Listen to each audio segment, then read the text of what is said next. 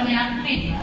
එය ප්‍රජාතන්ත්‍රවාදී පාලන ක්‍රමයට අනුගතව කටයුතු කරන අනාගත පරපුරක ප්‍රජාතන්ත්‍රවාදී පාලන ක්‍රමය ඒ විවහාරය වටිනාකම් පිළිබඳව අත්දැකීම් ලබා දීමේ උත්තරීතර වූ අරමුණින් මොළබඩ ජයපාල මහාවිද්‍යාලය 2022 වර්ෂයේ ශිෂ්‍ය පාර්ලිමේන්තුව මේ ආකාරයට සභාගත වෙනවා ඇති.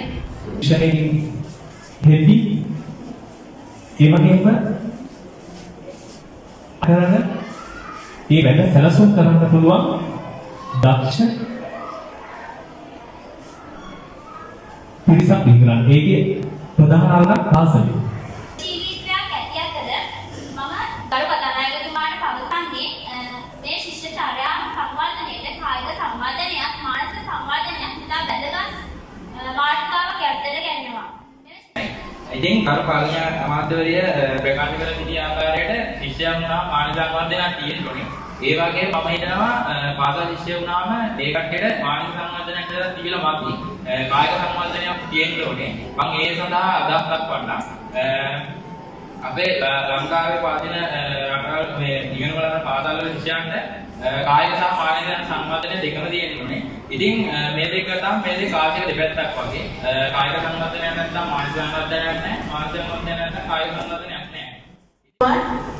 බොහෝ දෙනෙක් සිතාගෙන සිටින්නේ ශිෂ්‍ය උපදේශනය කියන්නේ ඍජුව සම්බන්ධන ක්‍රියාවලියක් කියලා. නමුත් ගරු කතානායකතුමනි ශිෂ්‍ය උපදේශනය ලෙස හඳුන්වනු ලබන්නේ ගැටලු ඇති පුද්ගලයා තුළින්ම ගැටලුව සොයාගෙන ඒට විසඳුම් ලබා දීම. අභිනව ශිෂ්‍ය පාර්ලිමේන්තුව 2022 වර්ෂයේ ශිෂ්‍ය පාර්ලිමේන්තුවේ දියුණු දුන්න සියලුම මැති ඇමතිවරුන්ට ඉතින් මට ගොඩක් සතුටු හිතෙනවා පුෂ්ප මිස්ටර් කිව්වේ දැක්කම අද ලොකු වෙනසක් තියෙනවා. අපි හැමදාම වෙද්ද දකින්නේ දරු යුනිෆෝම් එකෙන් ඉන්නවානේ. අද ලස්සනයි සුදු සාරිය මැඳලා නැෂනල් එක ඇඳලා මේ ඇත්තටම ආය පාර්ලිමේන්තුවට ගියා වගේ දැනුණා. ඒ විදිහට මට නිතර මේ පාසලට එන්න නොලැබුණා. මම ගොඩක් සම්බන්ධතා පවත්වනවා පාසලත් එක්ක. ඉතින් දුවේ පුතේ මට අද හරිම සතුටුයි මේ පාසලේ මේ අද තමයි ශිෂ්‍ය පාර්ලිමේන්තුවේ ආරම්භක දිනේ. 2008 වසරේ චක්‍රලේඛයේ නිකුත් වුණා. මෙතෙක් කාලයක් මම හිතන්නේ කිසිම විදුහල්පතිවරයෙක් යටතේ මේ ශිෂ්‍ය පාර්ලිමේන්තුව ආරම්භ කරන්න බැරි වුණා. මේ විදුහල්පතිතුමා යටතේ තමයි ශිෂ්‍ය පාර්ලිමේන්තුව ආරම්භ කරේ. අපි මේ ගැන නිතර කිව්වා අවස්ථාවක් හම්බුනේ විවිධ බාධකාවක් පාසල පැවැත්ුණේ නැහැ.